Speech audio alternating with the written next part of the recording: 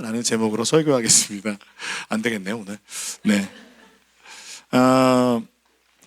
2026년 봄은 이게 빨리 오는 것 같은데 유난히 좀 추운 것 같습니다. 왜 그러냐면, 오늘 혹시 차에 기름 한번 넣으셨나요? 막 2,000원 넘잖아요. 근데 호르무즈 해협이 전쟁으로 인해서 위협을 받아서 유가와 물가가 막 치솟잖아요. 전쟁이 있다는 사실 자체가 우리한테 막 먼 얘기 같지만 되게 불안하고 체감되는 또한 경기가 있기 때문에 우리가 참 그거 전쟁의 소식을 들으면 정말 우리가 무관하진 않은 것 같습니다. 요즘은 뭐 전 세계가 다 연결되어 있어서. 게다가 요즘에 그 무기들은요, 최신 무기들을 보면은 도시들이 파괴되는데, 그리고 또 그 어떤 지점이나 어떤 사람을 타겟팅해서 정확하게 죽이거나 파괴하는 거예요. 이런 무기들을 볼 때마다 이제는 참 전쟁이 일어나면 안 되겠다라는 생각을 목사로서 하게 되는 것 같습니다. 그래서 요즘 시대가 국제적인 협력보다는 강한 힘을 가지고 그 힘으로 자국 우선주의 그리고 또 권위주의가 득세하고 있는 시대인 것 같습니다. 그래서 국제적인 협력과 평화를 위한 노력보다는 그래서 자신의 어떤 이득을 위해서, 그래서 러시아와 우크라이나 전쟁이 끊이지 않고 미국과 이스라엘과 이란과의 그 전쟁이 끊이지 않고 다시 또 일어나고, 그래서 이 전쟁이 또한 확전될까 봐 막 두려운 마음이 드시지 않습니까? 이 전쟁의 영향이 우리 교회에도 영향을 미쳐서 어제 쓰레기 봉투 50리터짜리 사러 여러 군데 들렸습니다. 롯데마트 갔더니 이미 없어요. 비닐가 모른다고. 사람들 마음이 그렇게 불안합니다. 그런데 이런 상황에서 우리는 그래서 빨리 전쟁이 끝났으면 좋겠고요. 그러면서 조금 더 큰 힘을 가진 어떤 누군가 나타나서 이 상황을 단칼에 정리해서 강력한 평화를 줬으면 좋겠다라는 마음을 아마 가지고 계실 것 같습니다.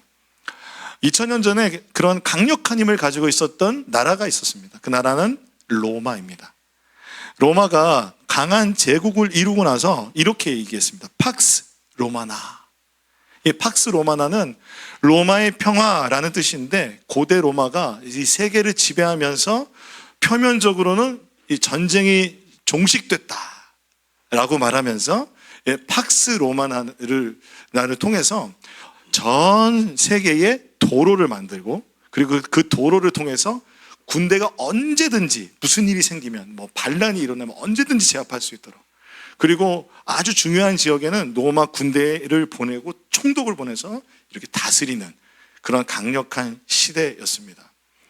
그러니까 로마 최고의 전성기였는데, 번영기였는데 이게 한 200년 정도 가까이 됩니다. 예수님이 이 땅에 오셔서 십자가에 못 박혀 돌아가시고, 그리고 사도 바울이 전 세계 온 땅을 누비면서 복음을 전했던 시대가 바로 팍스 로마나 시대입니다. 사람들은 그런 강력한 힘을 정말 기대하고, 또한 유대인들은 그 강력한 힘에 의해 지배를 받기 때문에 그 힘에서 벗어나고 싶은, 그 힘에서 벗어나게 하는 그런 왕을 기다렸습니다. 그런데 오늘 본문을 보니까요, 예루살렘에 예수님이 입성을 하시는데, 예수님이 보여주시는 그 평화, 이 평화는 미리 말씀드리자면 이런 강력한 힘에 의한 평화가 아니었습니다. 새로운 강대국이 되는 평화도 아니었고, 예수님은 아주 작은 어미 나귀도 아니고 새끼 나귀를 타면서 뒤뚱뒤뚱 걸어 지금 유대인들 한복판으로 들어오고 계신 평화, 그분이 예수님입니다. 그래서 이번 주가 우리가 한번 읽어볼까요? 시작. 예수님이 걸어가신 길. 그래서 오늘이 바로 예수님이 예루살렘 성 안으로 들어가신 종료주일, 그리고 또한 고난주간 주일이라고도 합니다. 예수님께서 공생의 기간 동안에 제자들과 함께 주로 도보로, 그러니까 걸어서 움직이셨어요. 예, 예수님께서 그렇게 막 여행을 하시면서 복음을 전하시고 하셨는데, 오늘 예루살렘 성에 들어갈 때만은 이제 고난의 그 길이 시작되는 이 예수님의 그 구원의 길이 시작되는 이 순간에는 예수님께서 나귀를 타고 들어가십니다. 예루살렘 근처까지도 걸어서 오셨다가 유일하게 탈 것 타고 이동하신 이유는 유대인이라면 누구나 알고 있는 이 메시아의 예언을 이루기 위함이었습니다. 그 말씀은 스가랴서입니다. 같이 한번 읽어볼까요? 시작.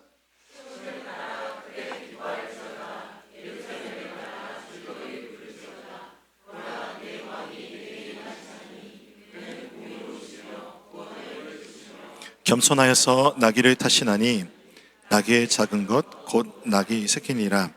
내가 에브라임의 병거와 예루살렘의 말을 끊겠고 전쟁하는 활도 끊으리니 그가 이방 사람에게 화평을 전할 것이요 그의 통치는 바다에서 바다까지 이르고 유브라데 강에서 땅끝까지 이르리라.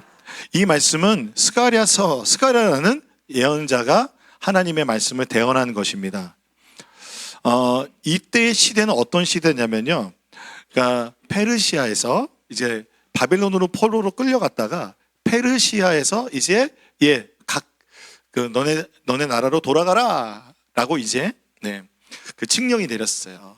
고레스 칙령이라고 하죠. 그래서 그 고레스 칙령에 따라서 사람들이 예루살렘에 돌아왔어요. 그리고 나서 한 16년 정도가 흘렀어요. 근데 돌아왔던 사람들의 큰 목표가 있었어요. 그 뭐냐면 여러분 포로기로 들어갈 때 뭐가 무너졌죠? 성전이 무너졌죠. 그리고 또 뭐가 무너졌냐면 다윗 왕조가 무너졌어요. 그러니까 이스라엘 백성들에게 제일 중요한 하나님 우리와 함께 계시다라는 증거 중에 하나가 성전과 다윗 왕조였거든요. 근데 그 두 가지가 다 무너졌잖아요. 그들에게 남아있던 게 뭐였냐면 두 가지였는데 할례와 토라, 율법 그리고 예언자들의 이야기, 말들이었습니다. 예언서들이었습니다. 근데 그것을 붙잡고 약 70년 동안 열심히 신앙생활했던 사람의 목표가 뭘까요? 예루살렘에 돌아가서 나라를 회복하는 것이었어요. 그래서 생각해 보세요. 여러분, 우리가 막 전쟁 가운데 또는 여러분의 우리나라가 막 그 일본에 의해서 일제에 의해서 우리가 침략당했을 때 우리 자신의 의지와 상관없이 전국으로, 그러니까 전 세계로 흩어졌잖아요. 그걸 디아스포라라고 그러잖아요. 우리 한인도. 그래서 미국에 막 그냥 사탕수, 옥수수밭 막 이런 데도 하와이 같은데, 그리고 또 전국에 러시아 지역에 이런 데 막 가셨잖아요. 근데 그분들이 한국에서 전쟁이 나고 그리고 전후에 이 폐허가 된 나라를 회복하겠다고 한 70년 이렇게 살다 보면 고생은 했지만 어떻게 해요? 그 나라에서 어느 정도 이뤘을 거 아니에요.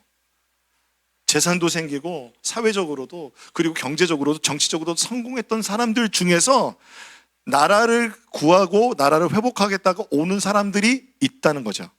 그런 분들이 계셨어요. 그렇죠? 우리나라도 있었던 거예요. 나라의 회복만을 구했던 사람들. 그래서 그때 온 사람들이 약 3만 정도, 3만에서 5만 정도 되는데, 이분들은 자신의 모든 안정된 삶을 다 내려놓고 자신의 전 재산을 털어서 하나님 성전 짓겠다고 모든 것을 준비해서 왔어요. 왔는데 16년 동안 방해를 받아요. 주변에서 싫어하는 거예요. 왜냐하면 여기가 회복되면 우리가 힘들다. 그러니까 누가? 이방 사람들, 특별히 가나안 사람들, 사마리아 사람들, 이런 사람들이 막 방해하는 거예요. 그래서 16년 동안 방해를 받으니까 이게 정치적으로도 막 방해를 받아서, 그러니까 성전을 지을 수가 없는, 성전을 지으면 반역이 되는 상황이 되는 거예요. 그래서 성전을 짓지 못하다 보니 거기에서 뭐 해야 돼? 근데 사라는 가야 되는 거예요. 성전은 못 짓고 그리고 사라는 가야 되고, 예루살렘은 그러니까 사회 기반이 전체적으로 다 완전히 황폐해진 상황이에요. 그러니까 밭도 새로 갈아야 되고 집도 져야 되고, 그러니까 뭐가 필요해요? 재화가 필요하잖아요. 그러니까 성전 지을 걸 가지고 그들이 집 짓고 먹고 사는 문제를 해결하고 있었어요. 그런데 여러분, 그분들이 원래는 뭐예요? 그 믿음으로 나라를 회복하겠다고, 하나님의 성전을 짓겠다고 왔던 사람이 그렇게 못 살고 있으니 얼마나 힘들었겠어요. 그들에게 하나님께서 학개와 스가랴라는 선지자를 보내셔서, 야, 성전 지어라. 너희가 가지고 있는 재화가 아무리 부족해도 솔로몬 때의 그 성전보다 이 성전의 영광이 더할 것이다. 그리고 주님 말씀하시는 거예요. 솔로몬의 그 성전의 영광보다 이 성전의 영광이 더할 것이다. 주님 말씀하셨어요. 그리고 이는 힘이나 능으로 되지 아니하고 여호와의 영으로 가능하니라. 이 말씀 많이 들어보셨죠? 여러분이 들었던 그 말씀은 이 성전을 다시 세우기 위한 그러한 말씀이었던 것입니다. 네, 죄송합니다.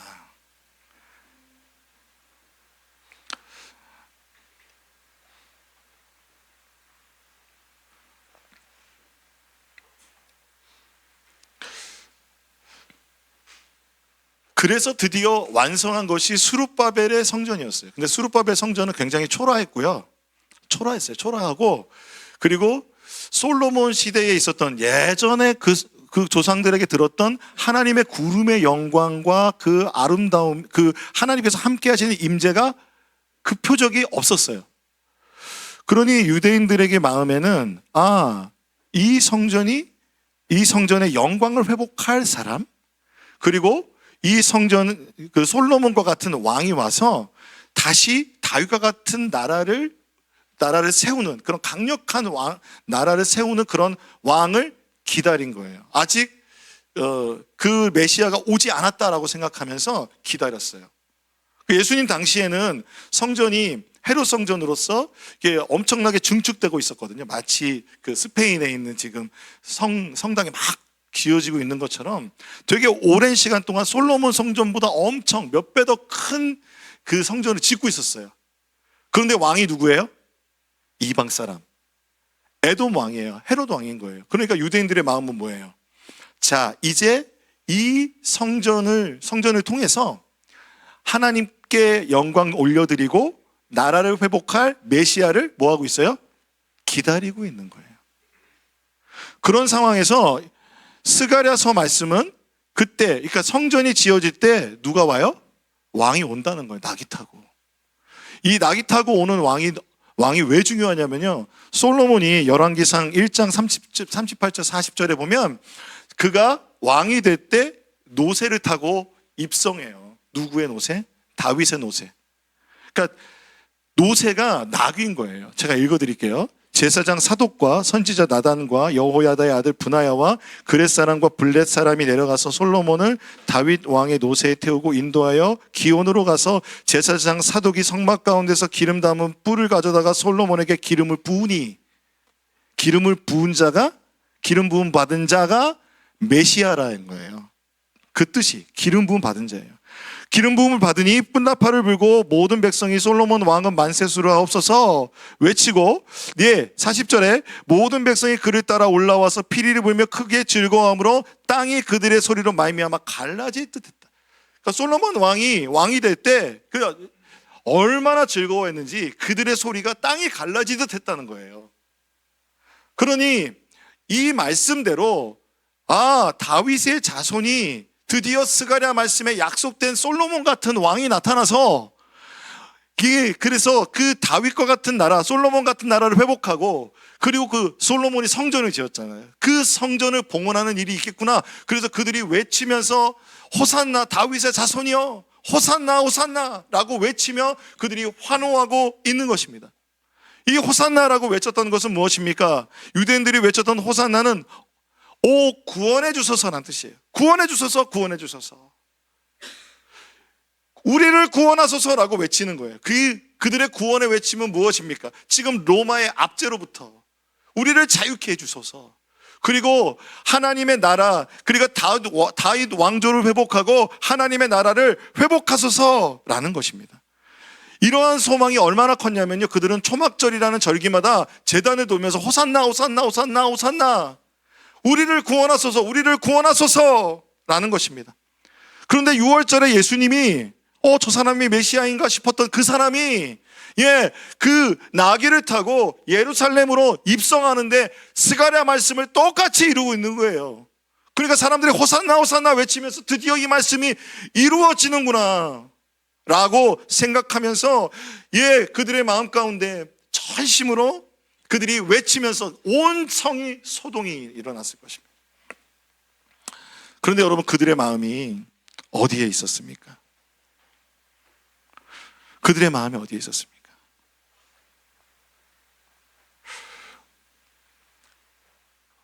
외적으로 그 강력한 평화를 원했지만 그들의 마음에 진정한 하나님께서 보내시는 자에 대한 그 메시아에 대한 정말 그 메시아가 어떤 사람인지에 대해서 정확하게 모르고 있었어요. 그러니까 자기들이 원하는 대로만 알고 있었어요. 여러분, 사람은 우리가 의지할 수 있지만 사람은 끝까지 의지할 수는 없습니다. 이스라엘의 왕들 중에서 하나님 마음에 합한 자라고 하는 다윗조차도 말년에 밧세바를 범했고 하나님의 용서를 받았지만 실수가 있었습니다. 그 죄로 인해서 한 번에 무너질 뻔했습니다. 또한 솔로몬은 하나님 앞에 성전을 봉헌했지만 그 말년에 하나님을 떠났죠.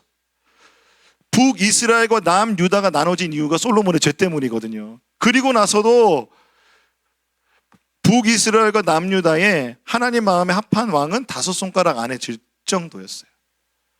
그렇게 하나님 마음에 합한 왕은 없었던 거예요. 여러분, 제 삶을 돌아보아도 제가 예수전도단이란 선교단체 간사를 할 때 제 마음에 의지하는 한 분이 있었어요.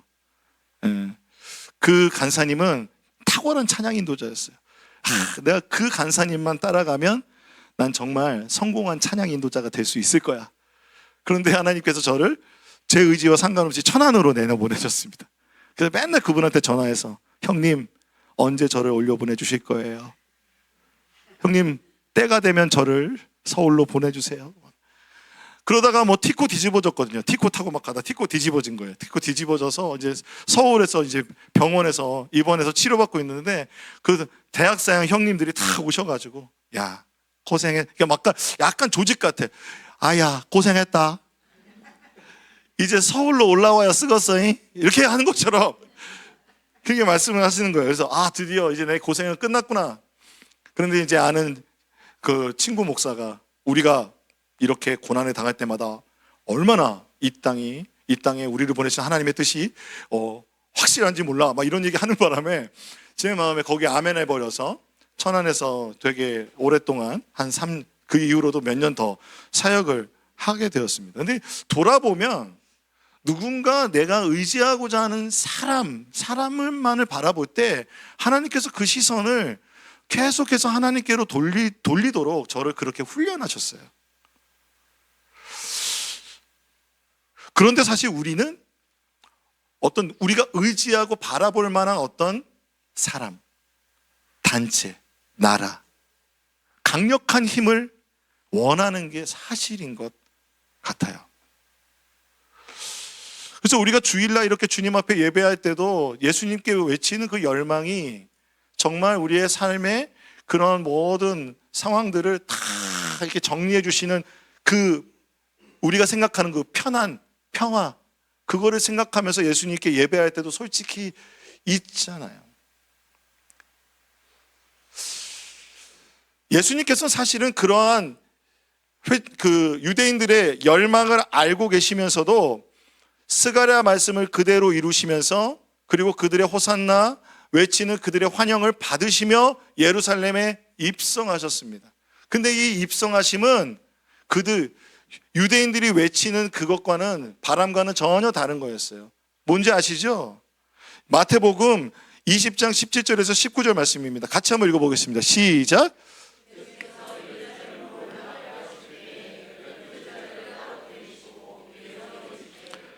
보라, 우리가 예루살렘으로 올라가노니 인자가 대제사장들과 서기관들에게 넘겨지매 그들이 죽이기로 결의하고 이방인들에게 넘겨주어 그를 조롱하며 채찍질하며 십자가에 못 박히게 할 것이나 제3일에 살아나리.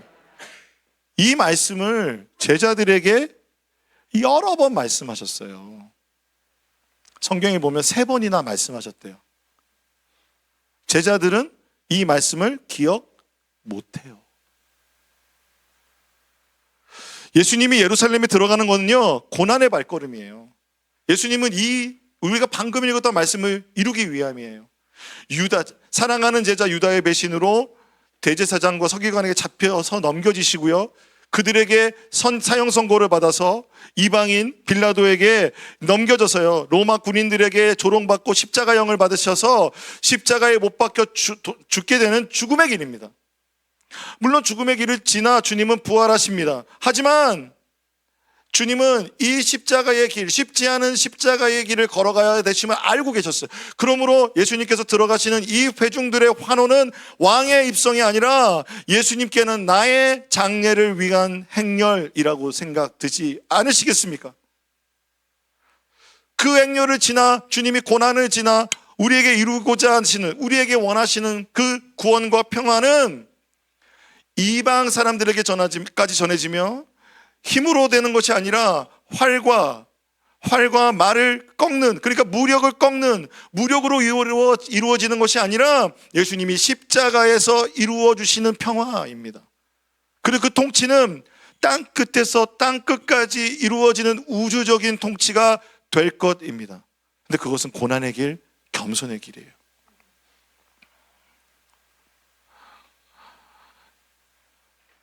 성경은 예수님께서 겸손하셔서 나귀를 타셨다고 합니다.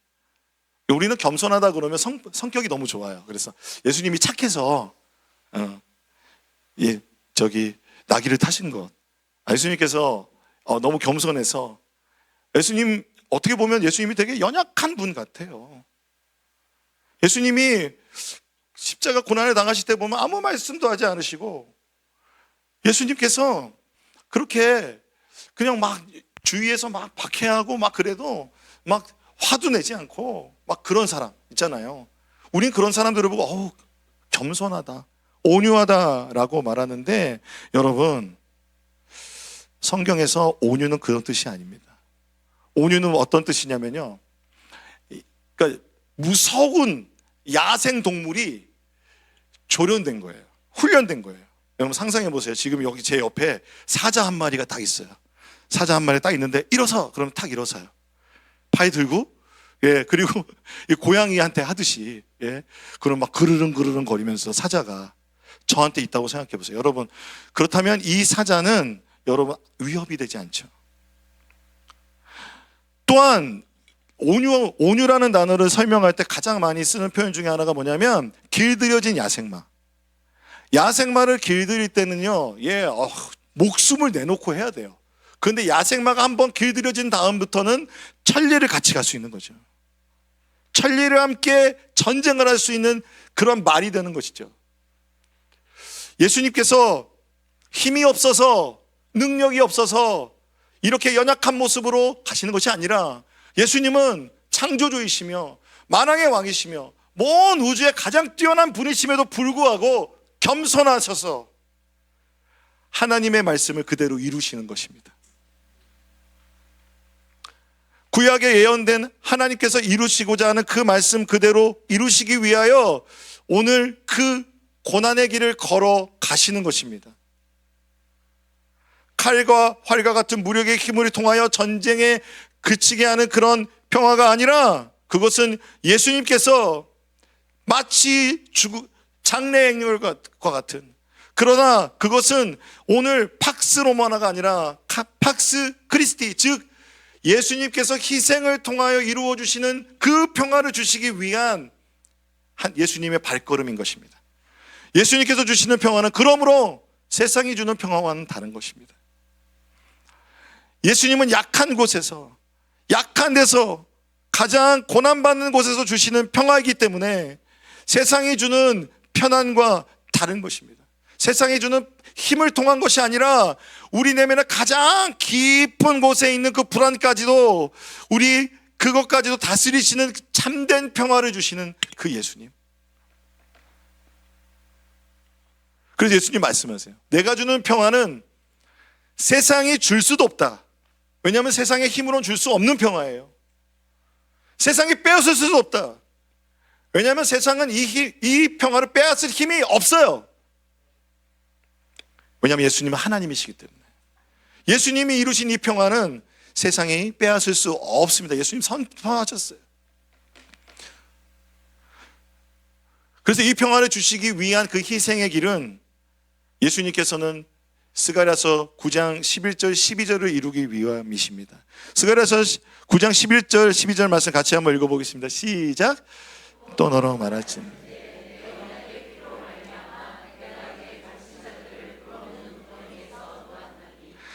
갇혀있으나 소망을 품은 자들아 너희는 요새로 돌아올지니라.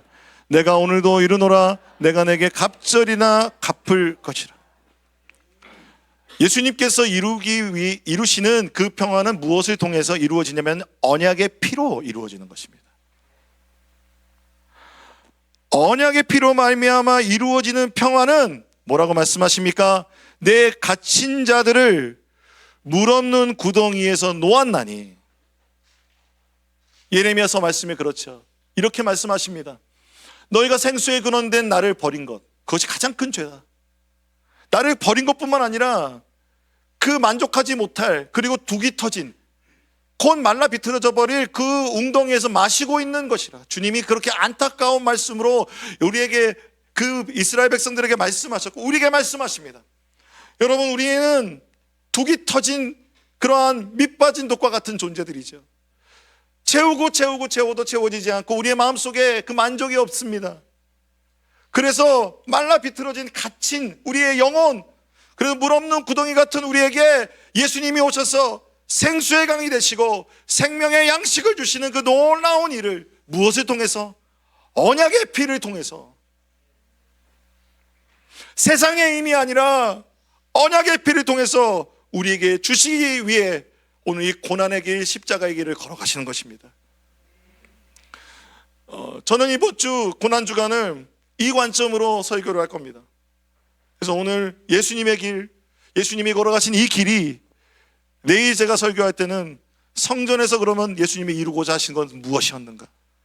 솔로몬 성전보다 더 탁월한 성전은 무엇인가? 그리고 그 언약의 피와 예수님의 십자가에서 박히신 그 몸이 우리 그리스도 몸 안에 어떠한 생명을 주셨는지 금요일 날은 성찬 예식을 통해서 함께 예배하고자 합니다. 사랑하는 성도 여러분, 삶이 바쁘십니까? 그러나 우리는 예수님의 언약의 피로 함께 한 몸 된 그리스도의 공동체여 그리스도의 몸인 줄로 믿습니다. 그래서 월화수목금 다 나오셔도 좋죠. 아니요, 다 혹시 못 나오시면 금요일은 꼭 나오셔서 우리가 함께 성찬으로 예수님의 언약의 피를 대하면서 우리 안에 있는 이 말라 비틀어진 이 마음을 채우시는 예수님의 은혜를 경험하기 소망합니다. 그래서 히브리서는 말해요. 예수님이요 더 좋은 약속으로 세우신 더 좋은 언약의 중보자래요. 이건 인간의 언어로 더 표현할 수가 없어요. 더 좋은 분이에요. 우리의 인생의 그 어떤 것보다 가장 좋은 분, 이 좋은 것을 주시기 위해서 하나님은 이스라엘의 백성이 바랬던 그 강한 나라, 강력한 왕, 멋진 성전이 아니라 하나님은 하나님을 만나는 새 언약을 완성해 주시고자 하는 더 깊은 계획이 있는 겁니다. 여기서 새 언약을 또 얘기하면 그 설교 하나가 더 돼야 되기 때문에 얘기하지 않겠습니다. 하지만 새 언약의 중심은 뭐냐면 하나님께서 이제 그 언약을 마음에 새기신다는 거예요. 이 마음에 새기시고 하나님이 우리에게 임재하셔야 돼요. 그렇게 임재하시려면 뭐가 필요하냐면 우리의 죄 문제가 해결이 돼야 돼요. 그래서 언약의 피가 필요한 거예요. 예수님이 그 언약의 피가 되어 주신다는 거예요. 우리가 흘려야 할 우리의 그 희생, 우리의 그 죄에 대한 저주의 피와 우리가 받아야 되는 그 심판을 예수님께서 십자가에서 대신 지시고 우리에게 주시기 원하는 것은 우리의 마음에 새겨지는 새 언약인 것입니다. 그래서 예수님께서는 이 새 언약을 이루시기 위해서 십자가에서 언약의 피를 once for all, 단 한 번의 희생제물로 주님은 다 지불하셨습니다. 그래서 예수를 믿기만 하면 믿음으로 의로움을 얻는다라는 이 놀라운 하나님의 구원의 문이 우리 모두에게 열려 있는 줄로 믿습니다. 그것이 히브리서에서 말하고 있는 것입니다. 예수님은 겸손하셔서 이 일을 이루고자 이사야서 말씀과 같이 그는 멸시를 받아 사람들에게 버림을 받았으며 간고를 많이 겪었으며 질고를 아는 자라. 사람들이 그에게서 얼굴을 가리는 것 같이 멸시를 당하였고 우리도 그를 귀하게 여기지 아니하였도다. 그는 실로 우리의 질고를 지고 우리의 슬픔을 당하였거늘 우리는 생각하기를 그는 징벌을 받아 하나님께 맞으며 고난을 당한다 하였노라. 같이 읽어볼까요? 시작. 그가 찔림은 우리의 허물 때문이요 그가 상함은 우리의 죄악 때문이라. 그가 징계를 받음으로 우리는 평화를 누리고 그가 채찍에 맞음으로 우리가 나음을 받았도다. 예수님이 고난당하시면서 예수님이 채찍을 받으실 때 어떻게 아프시겠다가 아니라 예수님이 나를 위해 우리가 그 채찍질로 나음을 입는다는 거예요. 그 채찍질로 세상이 줄 수 없는 평화를 누리게 된다는 것입니다. 여러분, 사람들의 생각과 기대와 예수님의 모습은 너무 달랐어요. 너무 연약했어요. 그냥 끌려가는 어린 양처럼 아무 말도 하지 않으시고, 그들은 스가랴의 그 말씀이 이루어진 강력한 왕을 원했잖아요. 근데 그들은 스가랴 말씀의 뒷부분의 말씀은 생각하지도 않고 이 새 언약, 하나님과의 언약과의 관계 생각하지도 않고 자신의 필요만을 위해서 아전인수격으로 말씀을 해석한 거잖아요. 그래서 보니 예수님이 너무 연약한 거예요. 예수님이 너무 부잘것 없는 거예요. 그래서 오산나 오산나 왕으로 외치다가 예수님 빌라도 법정에 섰을 때 사람들이 뭐라고 외칩니까? 십자가에 못 박아라. 예수를 십자가에 못 박아라. 우리가 달려야 할 그 십자가인데, 여러분, 십자가에 달린 자마다 저주를 받는다고 하잖아요. 저 예수가 저주받을 자다.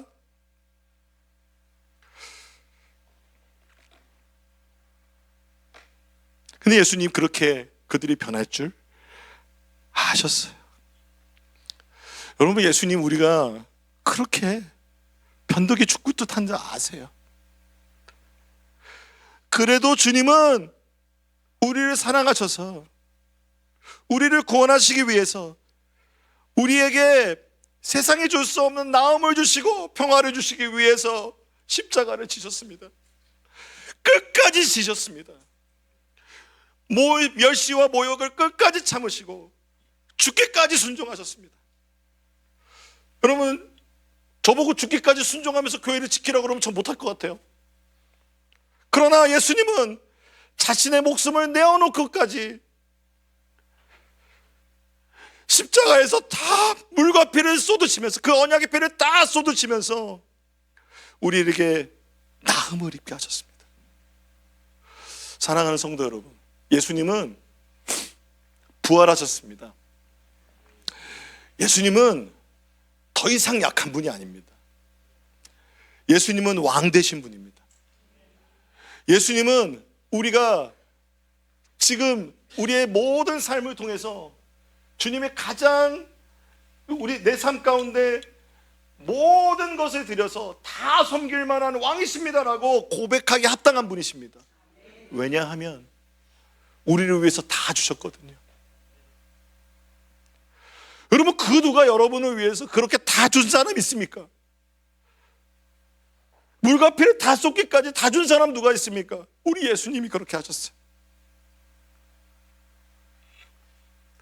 그래서 하나님이 그를 지극히 높여 가장 높은 보좌 위에서 찬양받게 하셨습니다. 빌립보서 말씀입니다. 그는 근본 하나님의 본체시나.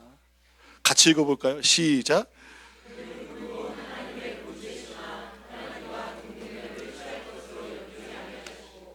오히려 자기를 비워 종의 형체를 가지사 사람들과 같이 되셨고 사람의 모양으로 나타나사 자기를 낮추시고 죽기까지 복종하셨으니 곧 십자가에 죽으심이라. 이러므로 하나님이 그를 지극히 높여 모든 이름 위에 뛰어난 이름을 주사 하늘에 있는 자들과 땅에 있는 자들과 땅 아래에 있는 자들로 모든 무릎을 예수의 이름에 꿇게 하시고 모든 입으로 예수 그리스도를 주라 시인하여 하나님 아버지께 영광을 돌리게 하셨느니라. 사랑하는 성도 여러분, 주님은 지금 모든 이름 위에 뛰어난 이름을 가지신 분이십니다. 하늘에 있는 자들이나 땅에 있는 자들이나 땅 아래에 있는 자들로 모든 무릎이 예수 이름에 꿇려 있는 줄로 믿습니다. 그리하여 모든 입으로 예수 그리스도를 주라 시인하며 왕이신 주님께 놀랍게 찬양함으로 하나님 아버지께 영광을 돌려드리는 그러한 놀라운 일이 지금 일어나고 있는 줄로 믿습니다. 여러분, 그 일에 같이 함께 하지 않으시겠습니까? 우리 함께 찬양합시다. 우리 함께 찬양하실 때 주님이 우리를 위하여 그 언약의 피를 통하여 주님이 우리에게 나음을 입게 하시고 참된 평화를 주시는 진정한 왕이십니다. 성경은 말합니다. 우리가 약할 때 강하다. 왜냐하면 예수님이 약할 때 강하셨거든요. 고난 받을 때 기뻐하라. 예수님이 고난 통해서 우리를 구원하셨거든요. 우리는 여러분, 세상에 있는 사람들이 우리 못 알아주면 어때요? 조금 가난하면 어때요? 좀 아프면 어때요? 우리 예수님 계시잖아요. 우리 주님께 함께 찬양하며 나가겠습니다.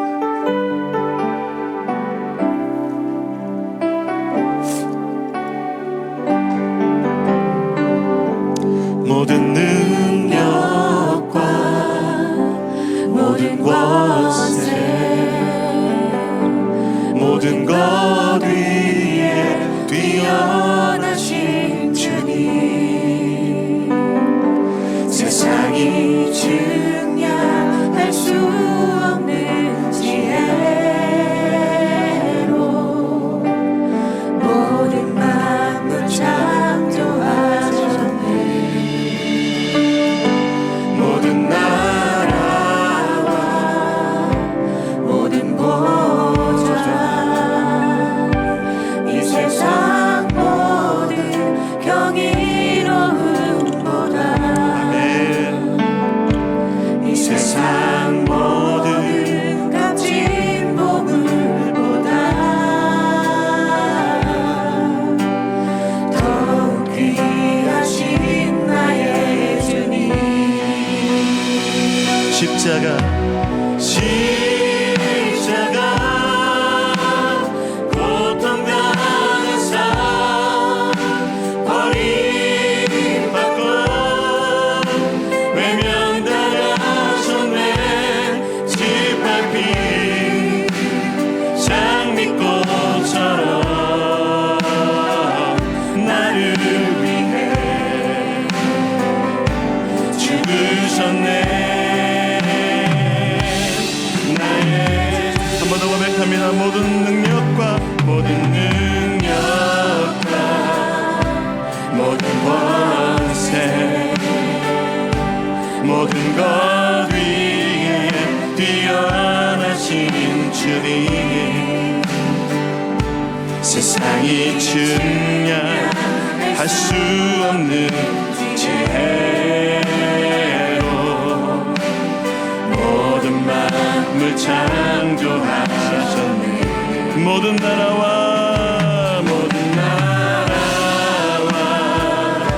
모든 보좌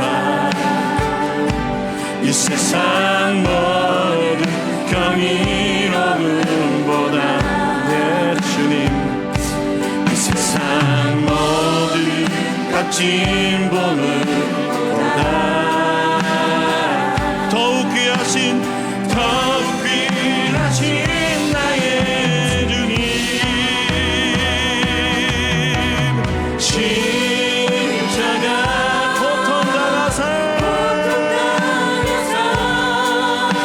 버림받고 외면당하셨네.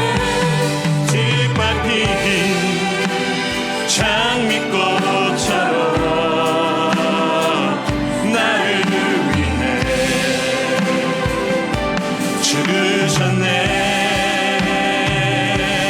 나의 십자가 고통 당하사 십자가에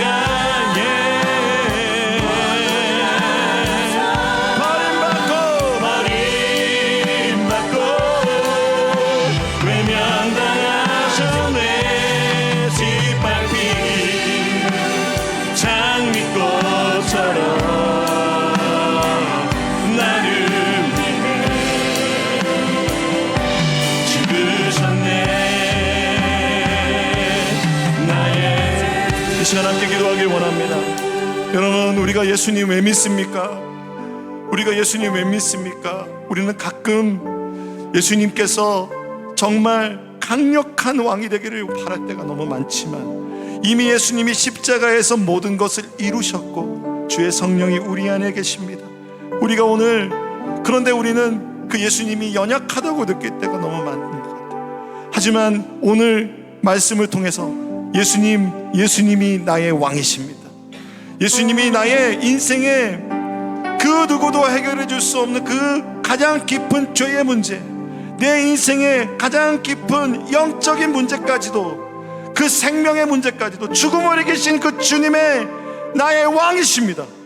그 주님이 나에게 주시는 평화와 나음을 입게 하여 주옵소서. 우리가 그래서 주님 앞에 주여 한번 부르고 주님을 왕으로 모시는 기도를 함께 드리도록 하겠습니다. 주여.